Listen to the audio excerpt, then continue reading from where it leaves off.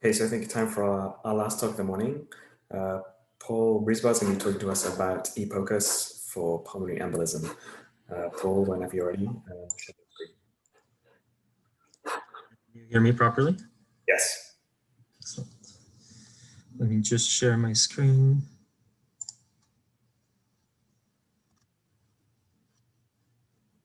Somehow.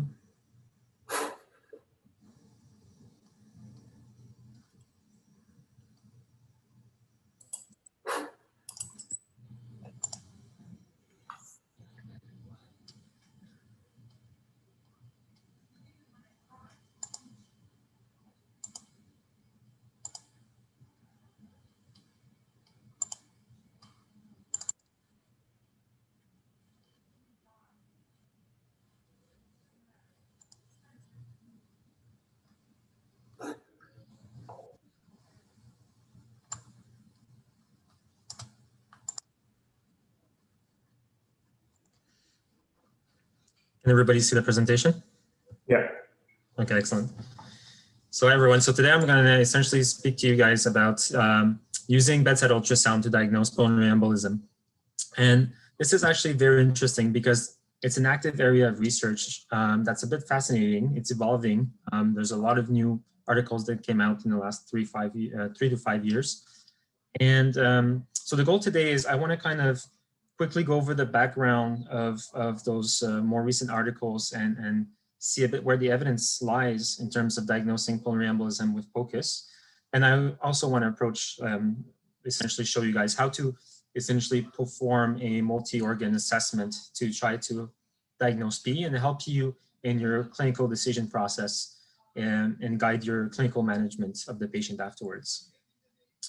I'm going to extrapolate a bit as well based on the available evidence that they're out there in terms of where this could lead us in the future. And I'll show you at the end an algorithm that could be interesting, but that's still completely just food for thought. So part of the facts, so this is why PE is so important and why we've been trying for so long to devise clinical decision rules and use essentially markers to be able to identify who's at high risk and low risk of having a venous thromboembolism.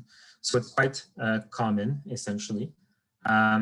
What's interesting too is that of the patient with DVT, we think that half of them will develop a PE. And in about 80 to 90% of PE, we think it comes from a DVT, whether you see it or not. It's also, and they didn't know that a quarter of patients with PE usually presents with sudden death. And the 3 months mortality after diagnosis is 15%. So essentially, in patients who have an actual PE, we'll see a DVT in only 50% of those patients. And one thing that's very interesting too, in terms of cost, in terms of flow in your department and delays, is that of all the patients we suspect a venous thromboembolism, a PE, we only diagnose 1 PE for every 10 scans that we actually order. And so 9 scans are essentially useless, and maybe we're not required. Also, CT scan essentially can be problematic in some patients. So pregnant, contrast allergy, if the patient is very unstable, severe renal impairment, and if you have to essentially cause delays to order a VQ scan during daytime hours or try to give them, let's say they have a contrast allergy, try to pre-medicate them, it will increase the delays in your department and also obstruct essentially the flow in your department. And this is where I think POCUS will have is greatest use. Severity of PE, well, we usually determine this with troponins, BNP, echocardiogram. A submassive PE is described by essentially signs of RV strain without hemodynamic compromise, so no hypotension. But there's always, even with a submassive PE, the presence of myocardial necrosis. So this is the first study I kind of want to quickly go over with. It's the most recent study that was published in 2018 by Kristen Dwyer, with also Mike Stone, who's well known in the POCUS community. So essentially, they decided to look at 2 things: signs of RV strain with a focused cardiac assessment, and signs of DVT with compression ultrasonography, the 2 points that we usually do in the emergency room. And this study was done by emergency physicians, which is very relevant to us. And it was done in an academic center with residents also performing the ultrasounds. And so in terms of the cardiac assessment, they use 3 views, the parasternal short axis, long axis, and apical 4-chamber. And they look essentially for the McConnell sign, the D sign, which is essentially signs of septal flattening or RV strain, RV enlargement. And they're the first study to incorporate the TAPC in their evaluation. And they use obviously the presence of DVT. And what they found was, so first of all, that study required 200 patients to have a power of 80%. And they were able to get 199 participants.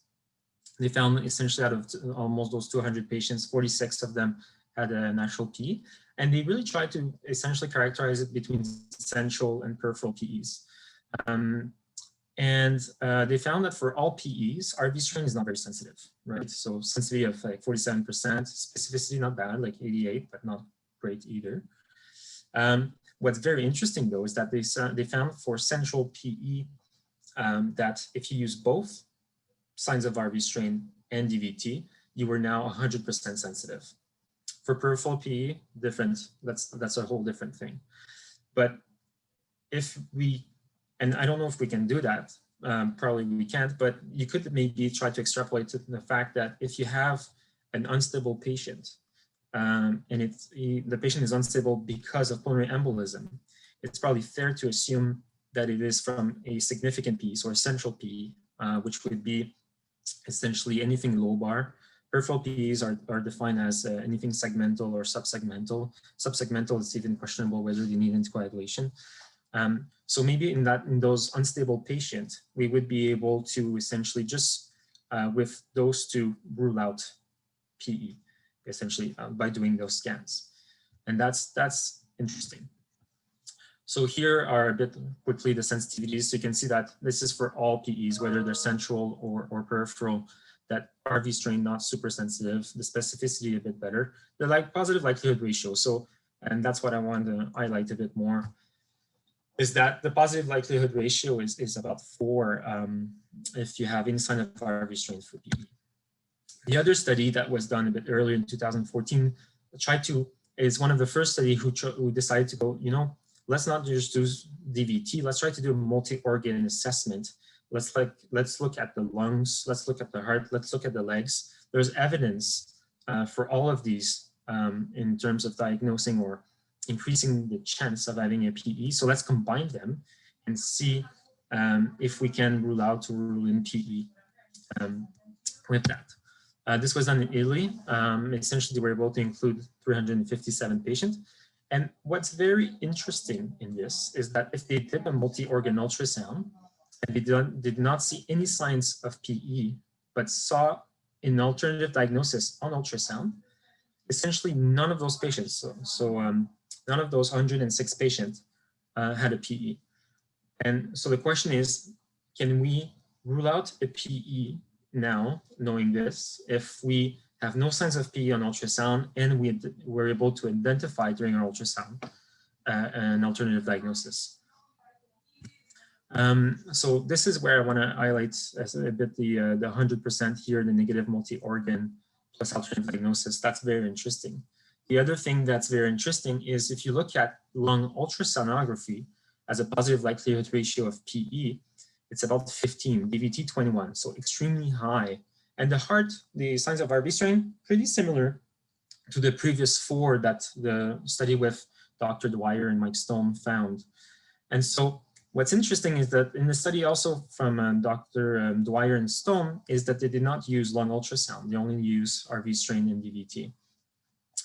And so that's interesting in terms of incorporating lung as part of our assessment of PE. What they found, and what I think is really relevant, is that none of the patients had a PE, but also is that if the patient, for example, was a Wells positive, like over 4, and had a likely chance of having a PE, if they had a negative D-dimer, for example, but high risk PE as per Wells, if they had a negative multi-organ ultrasound, they had no PE.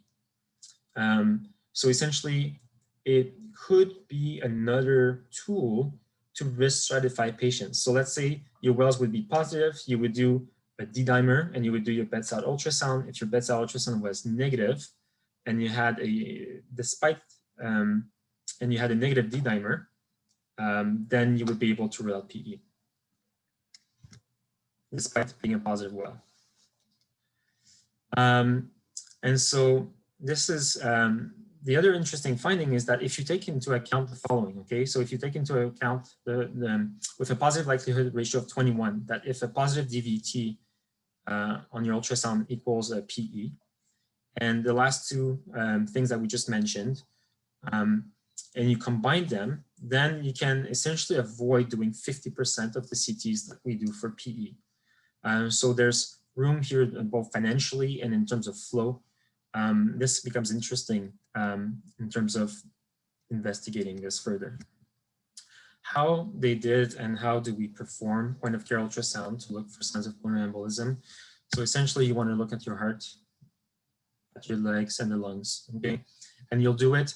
Obviously, if you're low risk and you have a negative D-dimer, you stop there. You don't need to do anything further. But for the low risk wells with a positive D-dimer, this is interesting. And for the high risk patients, so positive wells, this is also interesting. So in terms of the heart, really what you're looking for is signs of RV strain, but there's other findings you'll see as well that will be present in the context of PE. The most often one will be tachycardia. You can see a hyperdynamic LV. And if you see an RV thrombus, that's also literally telling you that there is a PE. There's no question about it. Every time that right ventricle essentially is contracting, there's new PEs that are probably forming. Right ventricular strain essentially is classified as several, there's several findings that goes along with right RV strain. The first one is RV enlargement. So a normal ratio of RV to LV is about 0.6 to 1. The studies usually use a 1-to-1 ratio. So if you're in a 1-to-1 ratio, so your RV is as big as your LV, you consider this enlarged. So that's a sign of RV strain. We're going to go over them in details. The D sign essentially is your septum flattening, the McConnell sign, tricuspid regurg. RV free wall hypertrophy is a sign of chronic hypertension. So that goes against essentially an acute process. And then TAPC. TAPC is what was not used in the Italian study, but was added to Dr. Dwyer's and Mike Stone's studies. So it's also important to know that there's other etiologies that can cause RV strain. Acutely, it would be either right-sided MI, pericardial tamponade can also do that. So looking at the heart, we're going to use the cardiac probe, so the phased array probe. The apical four-chamber, ideally we go at the apex. Probe marker should be towards the left shoulder. For the parasternal lung axis, we usually go at the fourth intercostal space. Probe marker towards the right shoulder, and then we rotate 90 degrees to generate the parasternal short axis. Let me just see, I think there's some chat. So just to answer to Monica, the level of expertise essentially, whereas the resident and the physicians of the department received a course. There were 7 of the physicians that were actually like fellowship trained in ultrasound. The residents received, and some physicians also received training as like specific training to do those scans. So quickly looking at a normal, this should play. This is a normal right ventricle here. There's good contractibility. The septum is contracting properly. There's a good ejection fraction. We can see that the ratio looks normal. Here's a sign of RV strain. So here's this like severe essential bulging of the interventricular septum into the left ventricle. The right ventricle is quite enlarged. So that's a bit obvious. The D sign, essentially what it represents, so on parasternal short axis, a normal ventricle should look like this, a semilunar shape for the right ventricle, a nice septum, and every contraction should be essentially contracting symmetrically. If you have essentially the RV that has increased pressure, you'll have flattening of the septum, and this is a sign essentially of RV dilatation dysfunction. And eventually, with severe right-sided pressures, you'll have even bulging of your septum into your left ventricle. And this has been used in terms of to assess the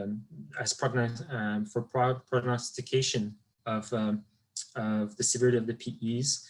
And you can imagine that if your septum is essentially bulging into your LV, you'll have decreased stroke volume, which will increase the chance of mortality significantly. And there's a recent study that came out last month about this. So normal, essentially ventricle, and then D-shaped left ventricle. We're going to look at some examples here, and it can be not necessarily obvious. It can be mild. So here, there's a bit of flattening of, you can see a bit of D-shape. There's a flattening a bit of the interventricular septum. Here, let's have a look here. Here again, you can see that with contractions, this flattening of the interventricular septum. It's not a pristine like contraction of the, or it's not all symmetrical in terms of the contraction of the left ventricle. I apologize for this picture. Usually the right ventricle is on this side of the screen, so it's on screen left, and the left ventricle is on screen right. This is reversed. But essentially, when we're looking at size of the chambers, we want ideally to use a apical 4-chamber. So this is essentially a normal heart. So left ventricle here, and you have the right ventricle about half the size of the left ventricle. And then in terms of RV dilatation, the left ventricle is essentially pretty much collapsed, and you have the massive right ventricle here. So there's severe, essentially, bulging into your left ventricle. You can imagine the stroke volume of this patient is not great, and that patient probably is shocky. So again, we look at the ratio. So RV about the same size as your LV. So this is again a sign of RV strain. Another example here. So RV, LV, close to the same size. So again, not good. The McConnell sign is actually one of the more specific signs for PE.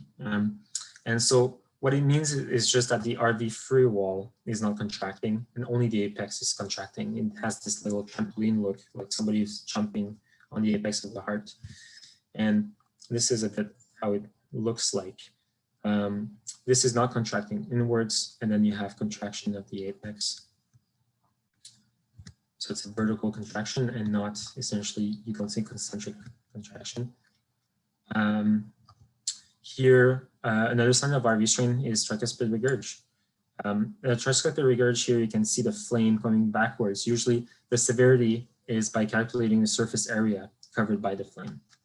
So you can ballpark it. An example of an RV thrombus. This is bad. This is essentially diagnostic of the PE if you see this. TAPSE. So Monica, yeah, so here's how to review how to measure TAPSE. So overall, we interpret TAPSE of less than 2 centimeters abnormal. In the research, they used 17 millimeters. And the way to measure it properly would be to essentially add the tricuspid annulus. You essentially go to M mode. As you press on M mode, you'll be able to essentially measure the excursion, the vertical excursion of your, and ideally this is as centered as possible. You'll be able to measure the vertical excursion of the tricuspid annulus, and then you can measure it on the screen. If you freeze the image, you can actually use the calipers and actually measure it. So anything less than 17 in the research by Dr. Dwyer and Mike Stone was interpreted as signs of RV strain, meaning that the if you want to, it's a degree of compliance, if you want a bit of the ventricle is impaired. So this is where we look at, and you can see here, just looking at it, there's not a lot of upward movement. There's not a lot of vertical movement. This is definitely less than 2 centimeters, just looking at it. But then you could measure it for study purposes. RV strain again. So just as a summary, so you'll see here maybe a bit dilated, bulging inwards. Here you'll see on the apical four-chamber like dilated chambers, the same ratio, McConnell Sign. I'm pretty sure you'll have a good amount of tricuspid regurg here as well. Now, looking at the lungs, so looking for subpleural infarcts, and this was first essentially studied in 2004, I think, or 2005, and then they were able to identify that in the lungs, you could identify most often little triangular shapes of mini consolidation that are called subpleural infarcts. And the more you find, the more it correlates with a PE. And this is how they look like. And the way they would measure it is actually they would go midline, both in the longitudinal plane and the oblique plane, using either the curvilinear probe or the linear probe. And you would have to do it both anteriorly and posteriorly. And so to do it posteriorly, you would have the patient either turn on a lateral decubitus, or if they can tolerate it, sitting would also be an option. And then you would try to identify disruption of the pleural line and this little triangular shaped infarct. Anything more than half a centimeter is significant. And so normal lung, normal pleura here, and then here, an evidence of a little subpleural infarct here that you can see.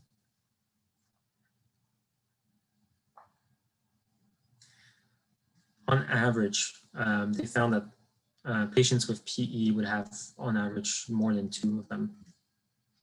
And they're mainly localized in the posterior aspect of the lungs. So posterior and also inferior aspect of the lungs. This is where we found the most subpleural infarcts. Now finally, DVT, that's essentially 2-point compression scan, where you look at where would you start in the inguinal area. Usually you want to identify the greater staphnous vein. You can, this is the starting point for the Mike Stone study.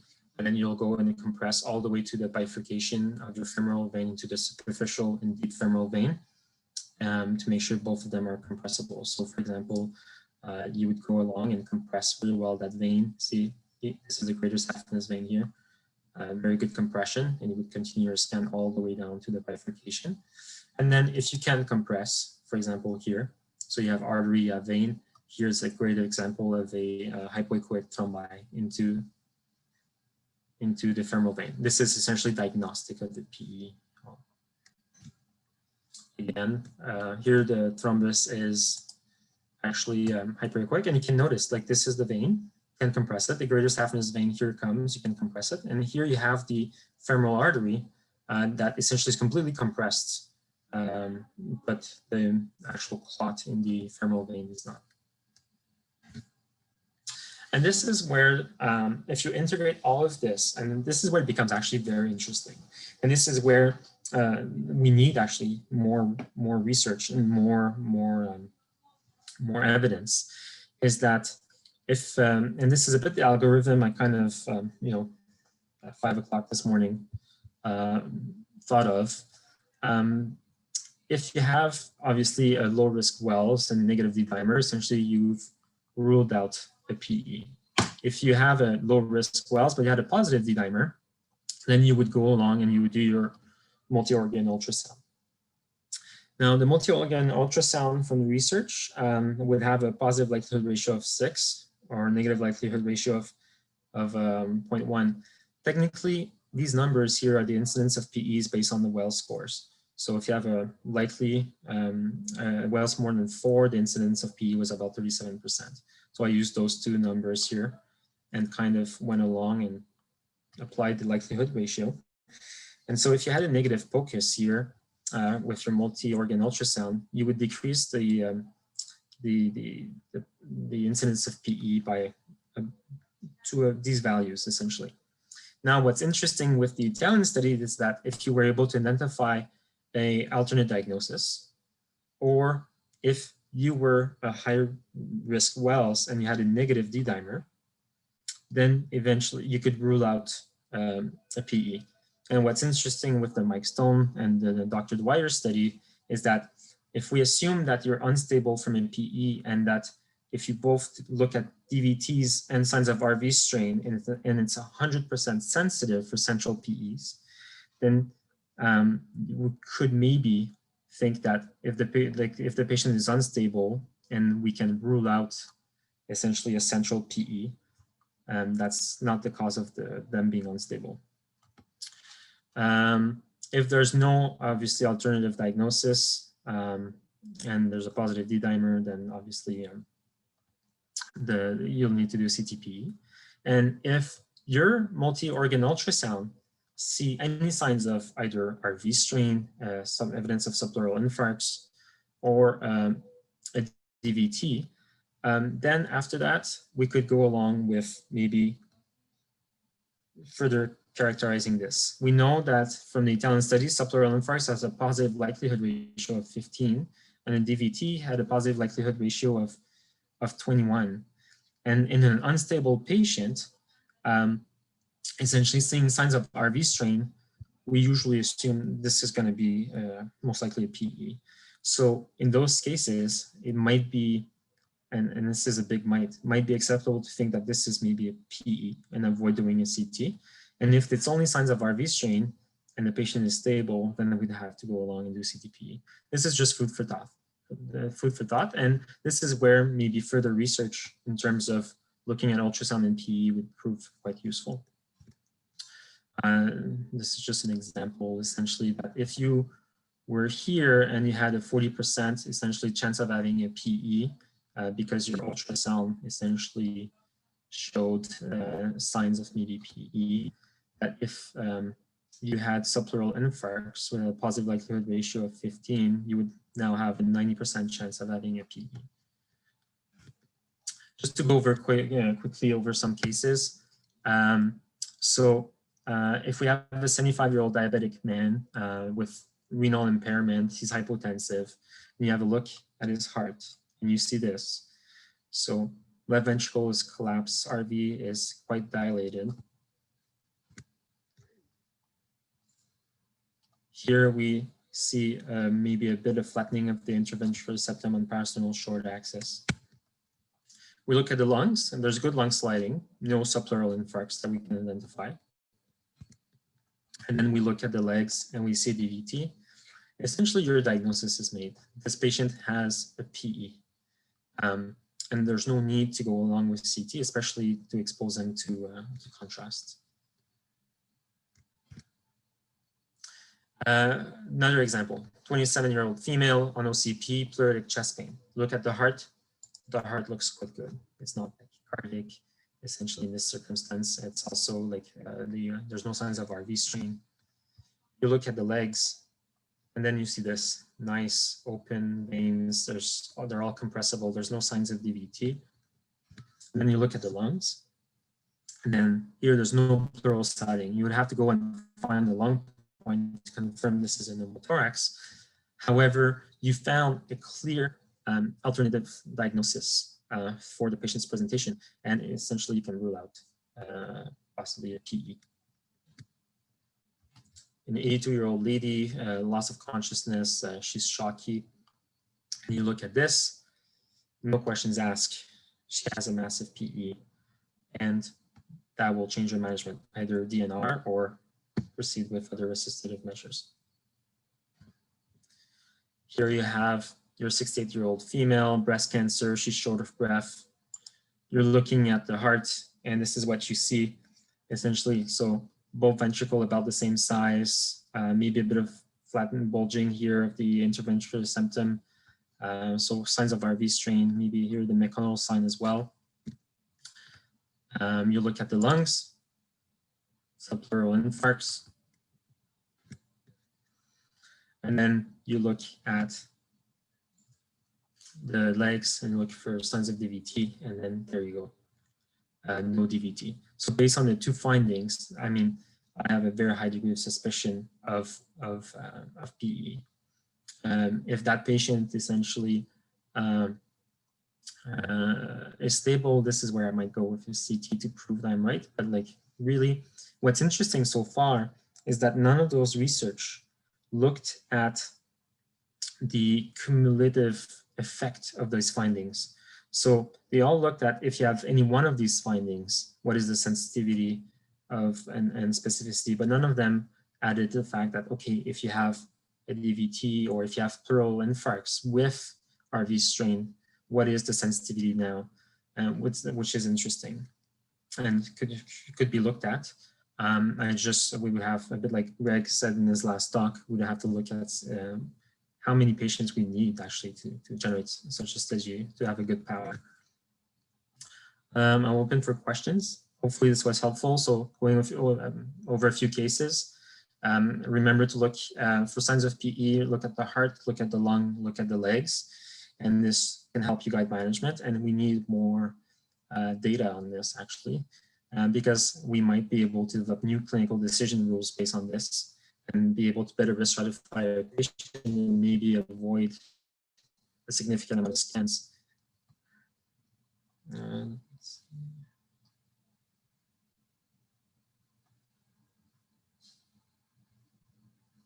Any questions?